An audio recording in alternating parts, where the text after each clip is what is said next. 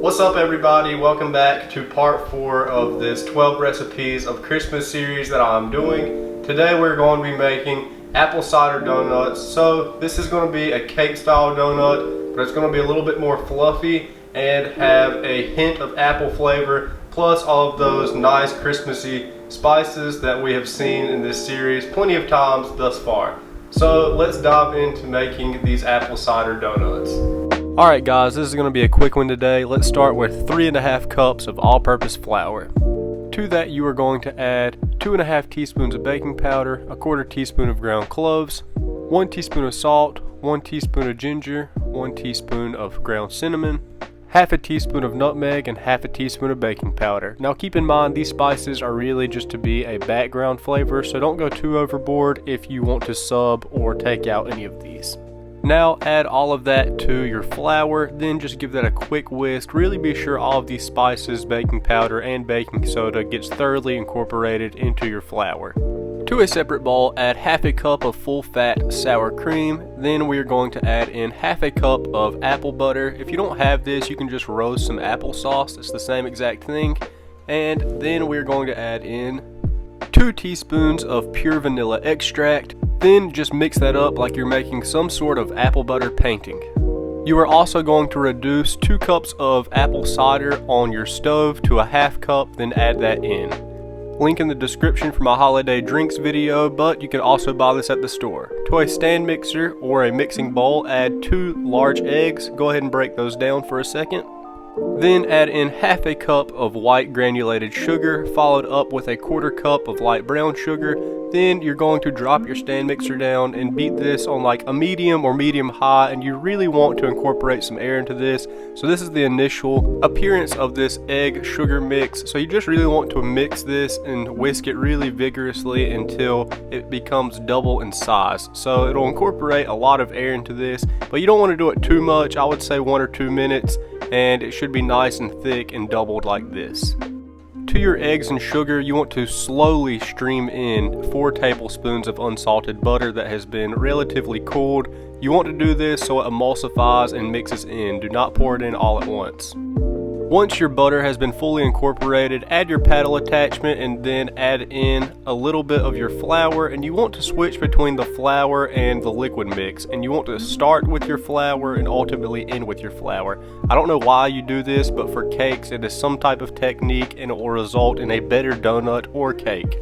To a parchment lined baking sheet, very generously dust this with flour. I actually tried this the first time around and did not add enough flour, and let's just say my dough ended up in the trash because it was way too sticky. So in the beginning you want to really incorporate that egg and sugar and whip a lot of air into it, and you can also add a little bit more flour if needed to yield a dough that looks like mine. But I would say some crucial steps are whipping those eggs and sugar as well as letting the butter slowly add in to emulsify. So once you have this spread out, you can kind of roll it to about a 1/4 inch thick, dusting the top with flour as well. Then we're going to cover this with another piece of parchment paper, and we're going to let it sit in our refrigerator for at least 2 hours. These cake style donuts are essentially a batter and not a dough, so they need time to set up in the refrigerator. So with the magic of videography, it is 2 hours later. We can go ahead and brush some of this flour off the top and go ahead and grab our donut cutter, or for people who don't have one of these, just a 3-inch ring mold as well as a 1-inch center hole. So I'm just pressing this into my dough, cutting out as much as possible, re-rolling the scraps and cutting those out as well. Once my donuts have been completely cut out, I like to line them up very strategically like this, and then we're going to cut out the center holes, of course, and you can set those aside and have your donut holes ready on another plate when these are all done frying.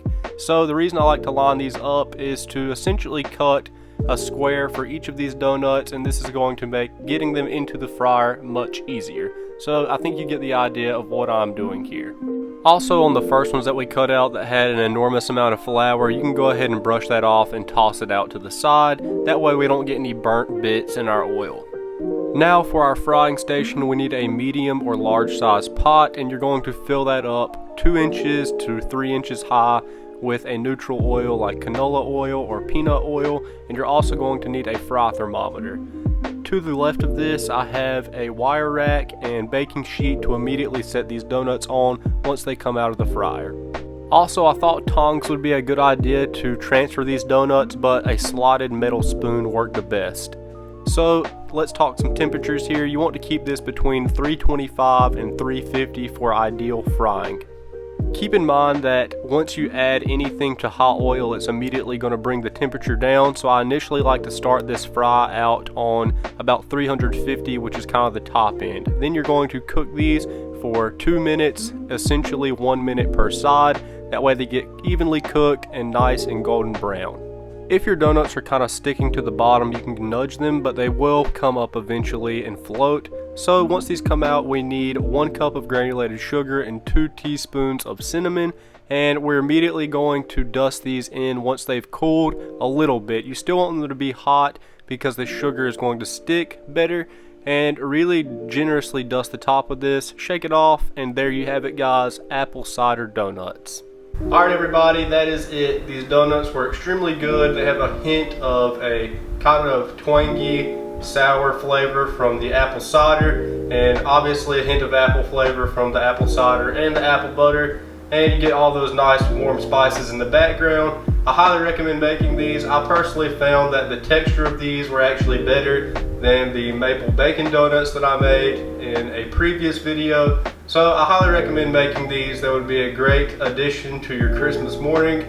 With that being said, we are going to be making one more video in this series right before Christmas, and it's my all-time favorite Christmas recipe, so stay tuned for that. And I will see you guys on the next one.